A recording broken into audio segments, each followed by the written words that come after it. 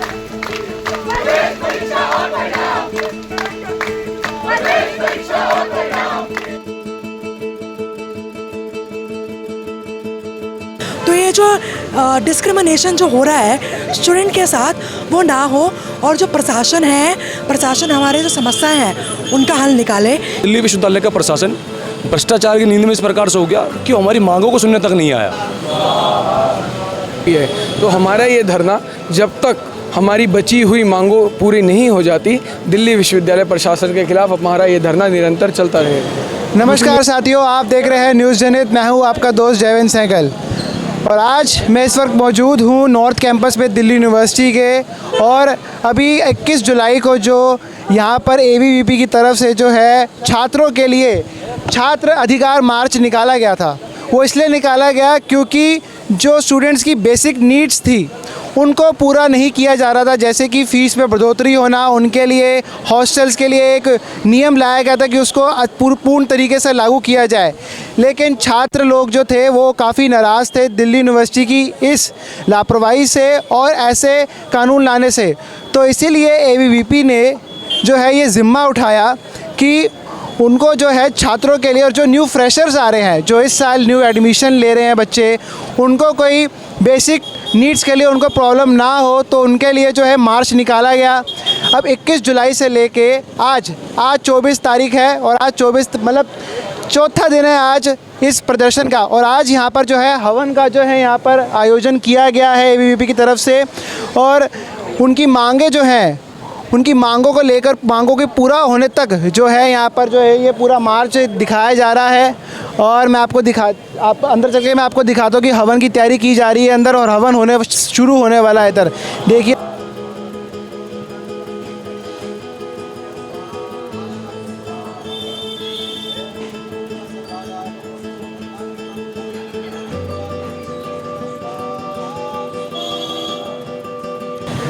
आप लोग यहाँ लगभग 3 दिन से धरने पे बैठे हैं जी, और आज चौथा दिन है और आज यज्ञ भी है जी। तो मुझे ये बताइए कि ऐसे जो प्रशासन है दिल्ली यूनिवर्सिटी का, वो मान क्यों नहीं रहा, और आपकी और मांगे क्या हैं? दिल्ली यूनिवर्सिटी की जो ये प्रशासन है, ये बिल्कुल सोया हुआ है, ये हमारी बात सुन नहीं रहा है। जिस दिन हमने एक विरोध प्रदर्शन की जो यात्रा निकाली, उस दिन दिल्ली विश्वविद्यालय प्रशासन ने हमारी एक जो हॉस्टल सेंट्रलाइजेशन की जो मांग है वो हमारी पूरी कर दी। पर जो हमारी और भी 3 अन्य मार्ग है, एक तो आईसीसीसी कमेटी का हर एक कॉलेज में गठन किया जाए। जैसे कि हम आए दिन देखते हैं, जो छात्रा बहनें हैं, जो छात्र हैं, वो आजकल मेंटल प्रेशर से बहुत ज़्यादा परेशान रहते हैं। तो उसके लिए जो आईसीसी कमेटी होगा, उसका जो अगर गठन होगा तो वो अपना आसानी से अपने जो छात्र जीवन है उसको व्यतीत कर पाएंगे। और एबीवीपी छात्र संघ की तरफ से अनिश्चितकालीन धरना दिल्ली विश्वविद्यालय प्रशासन के विरुद्ध जो है यहाँ पर जो है ये आयोजन किया जा रहा है। पर मुख्य जो मांग है स्टूडेंट यूनियन की जो है, ये इनकी मांगे हैं: एक कोर्स एक फ़ीस नीति लागू हो, अनैतिक फ़ीस वृद्धि वापस ली जाए, कॉलेजों में आईसीसी सही तरीके से लागू की जाए। आईसीसी मतलब इंटरनल कंप्लेंट्स कमेटी को।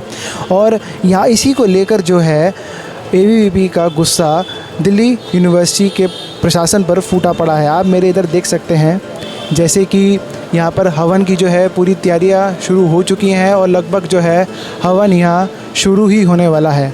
जिस तरह से देखिए कि एबीवीपी छात्र संघ के जो जितने भी छात्र लोग हैं, वे सब जो हैं यहाँ पर एकत्रित होकर हवन में हिस्सा ले रहे हैं। जो है हर साल जो ये परेशानी होती है स्टूडेंट्स को, जो कि उनकी बेसिक नीड्स हैं, हॉस्टल्स की, जो आईसीसी की जो आप मांग कर रहे हैं, साथ साथ में हर साल नए या फ्रेशर्स भी स्टार्ट हो रहा है, जो इस साल नए छात्र भी आएंगे, और हर साल की तरह ये परेशानियां होती है। दिल्ली यूनिवर्सिटी इस पर क्यों कुछ एक्शन नहीं लेता?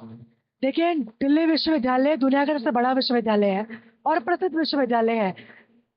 वाइस चांसलर की जो भ्रष्ट बुद्धि है, उस बुद्धि को ठीक जगह वो इस्तेमाल करे, उसके लिए हमने हवन करा आज। और हम पिछले 4 दिनों से दिल्ली यूनिवर्सिटी के स्टूडेंट्स, एबीवीपी के साथ साथ न्यूट्रल छात्र जो दिल्ली विश्वविद्यालय में पढ़ रहे हैं, उनकी जो समस्या है बहुत नॉर्मल समस्या है, कोई बड़ी समस्या नहीं। चाहे वो इंटरनल कंप्लेंट कमेटी जो है हर यूनिवर्सिटी में, हर कॉलेजेस में लागू हो सक्रिय रूप से। आपने देखा ओडिशा में हमारी जो बहन सौम्यश्री की हत्या की गई है ना, उसकी हत्या बोलूंगी, आत्महत्या नहीं बोलूंगी। अगर एफएम कॉलेज में आईसीसी इंटरनल कंप्लेंट कमेटी होती तो शायद से हमारी बहन जिंदा होती। तो हर कॉलेज में इंटरनल कंप्लेंट कमेटी लागू करना, अलग अलग इस देश के कोने से स्टूडेंट्स पढ़ने आते हैं दिल्ली यूनिवर्सिटी में। और अगर आप देखेंगे तो इतने इतने कमरों में शेयरिंग कमरे, चाहे मुखर्जी नगर हो चाहे मलकागंज हो, शेयरिंग कमरों में 20-20, 25-25 हज़ार का किराया भरना पड़ता है। वो स्टूडेंट जिनके माता पिता बिल्कुल भी इतना नहीं कमा पाते हैं, बहुत ही जो उनकी अर्निंग है बहुत कम अर्निंग है, तो उनका क्या होगा उन स्टूडेंट्स का। तो ये जो डिस्क्रिमिनेशन जो हो रहा है स्टूडेंट के साथ वो ना हो, और जो प्रशासन हमारे जो समस्याएं हैं उनका हल निकाले, क्योंकि हमारी समस्या नहीं है, ये हर एक उस स्टूडेंट की समस्या है जो दिल्ली विश्वविद्यालय में पढ़ने आता है। तो हमने हवन के माध्यम से वीसी साहब की बुद्धि ठीक जगह लगे, प्रशासन ठीक जगह से समय से काम करे, और ठीक समय के साथ साथ जो समस्याएं हैं उसका हल करे, इसलिए हमने हवन किया। मैम 21 तारीख को आपने छात्र अधिकार मार्च निकाला और तब से लेके आप धरने पे बैठे, और आज चौथा दिन है, और चौथे दिन के आज अवसर पे आपने आज हवन को जो है यहाँ पर अनिश्चितकालीन आपने हवन को ऑर्गेनाइज़ किया गया है। ये हवन क्यों ज़रूरी था आज? देखिए, हम सभी को पता है कि ऐसे 21 तारीख को 5000 से ज़्यादा छात्रों ने इस कैंपस की सड़कों पर उतर के विश्वविद्यालय के खिलाफ एक प्रदर्शन किया, छात्र अधिकार मार्च निकाली। उसके बाद गंगोर बारिश में बैठने के बाद घंटों बाद विश्वविद्यालय ने हमारी पहली मांग मानी।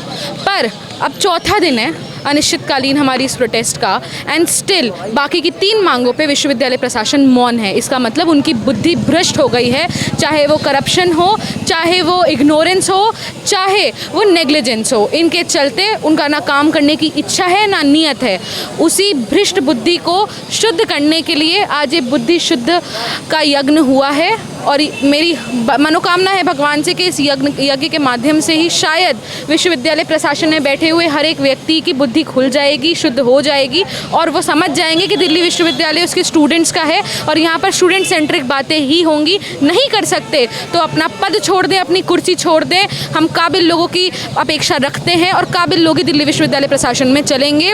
करप्शन करने वाले, धांधलीबाजी करने वाले और छात्र हितों के अगेंस्ट खड़े होने वाले नहीं चलेंगे। मैम ये जो आप सब आंदोलन कर रहे हैं, धरना दे रहे हैं, मार्च निकाल रहे हैं, इसको 4 दिन भी हो गए और कल तक मेरे ख्याल से इसको 5 दिन भी हो जाएंगे, पर मैं ये देख रहा हूँ कि आप छात्रों के लिए इतना कुछ कर रहे हैं पर NSUI कुछ आसपास नहीं दिख रहा है। इसके इस पर क्या कहना है? NSUI जहाँ होती है वहाँ दिख रही है सोशल मीडिया पर, क्रेडिट चुराने, मीम्स क्या कहते हैं, अपने वीडियोस बनाने, रील्स बनाने, वो ऐसी चीज़ है, रियल एक्टिविज्म जिसे हम कहते हैं, वो NSUI को बखूबी आता है और वो लोग वो करके खुश हो जाते हैं। ABVP led DUSU real activism में विश्वास रखता है, हमेशा से ग्राउंड लेवल एक्टिविज्म करता आया है।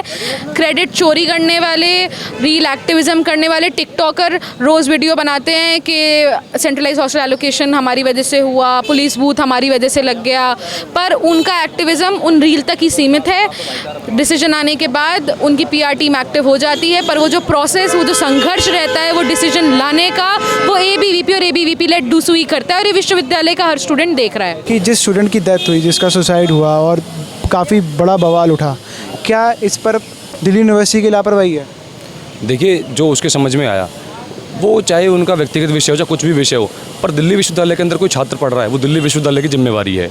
अगर उनके साथ अगर कुछ ऐसी मेंटल हरेसमेंट है या फिर ऐसी मेंटल कुछ इश्यूज़ थे, तो अगर उन्होंने उसकी कंप्लेंट करी तो दिल्ली विश्वविद्यालय को संज्ञान लेना चाहिए था। है कि एक मांग को तो दिल्ली यूनिवर्सिटी ने मान लिया है, बाकी के बचे मांगों को जो है दिल्ली यूनिवर्सिटी क्यों नहीं मान रही है? देखिए, आप सबने देखा हो 21 मार्च को दिल्ली विश्वविद्यालय के प्रांगण में विद्यार्थी परिषद के कार्यकर्ताओं ने, दिल्ली विश्वविद्यालय के छात्रों ने, ABVP लेड डूसू ने एक छात्र अधिकार मार्च करा। उसके बाद जब सभी छात्र दिल्ली विश्वविद्यालय के ग्राउंड पर उतर अपनी मांगों को मनवाने के लिए, आपको हमें देखने को मिला कि दिल्ली विश्वविद्यालय का प्रशासन भ्रष्टाचार की नींद में इस प्रकार से हो गया कि हमारी मांगों को सुनने तक नहीं आया। उसके बाद जब हमने अनिश्चितकालीन धरना यहाँ शुरू करा, उसके बाद उन्होंने हमारी एक मांग मानी। उनको लगा कि विद्यार्थी परिषद के कार्यकर्ता उठ जाएंगे, पर आप सबने देखा कि बारिश हुई, तूफान आए, उसमें विद्यार्थी परिषद के कार्यकर्ता अड़े हुए हैं। और आपके माध्यम से, आपके चैनल के माध्यम से मैं दिल्ली विश्वविद्यालय के प्रत्येक छात्र को आश्वासन दिलाता हूँ, जब तक हमारी मांगें मान ली नहीं जाएंगी, हम इस धरने से नहीं उठेंगे।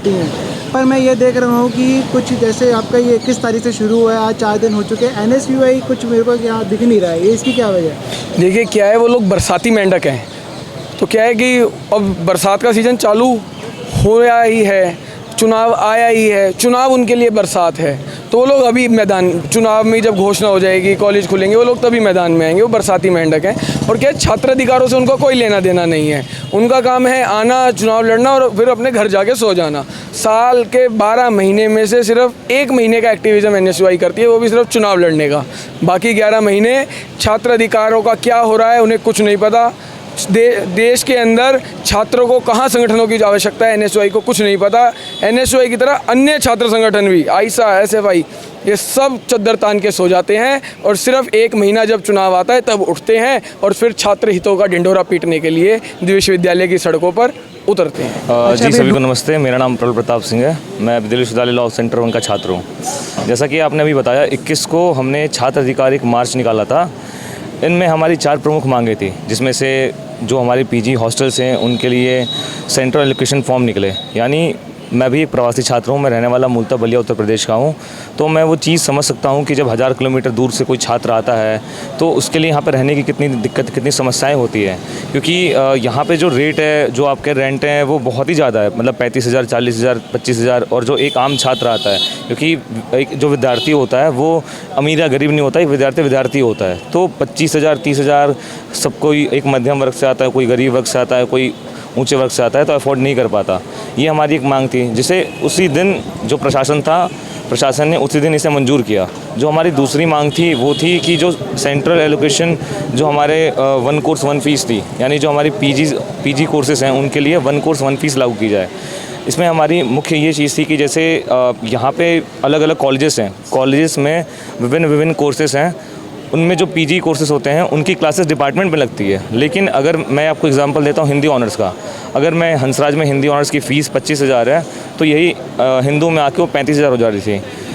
अगर एक छात्र है जिसको डिपार्टमेंट क्लास ही लेनी है, सब कुछ उसकी डिपार्टमेंट में ही होनी है, फिर भी सिर्फ कॉलेज के नाम पे 10,000, 15,000 का ये वृद्धि होना, ये मतलब इसके हम बिल्कुल विरुद्ध में थे। तो ये हमारी जैसा कि आप लोगों ने देखा और सुना कि छात्र संघ जो है और छात्र लोग जो हैं काफ़ी इसमें गुस्साए हुए हैं, क्योंकि दिल्ली यूनिवर्सिटी जो है उनकी मांगों को पूरा नहीं कर रही है। जो मुख्य मांगे हैं उनको पूरा नहीं किया जा रहा है।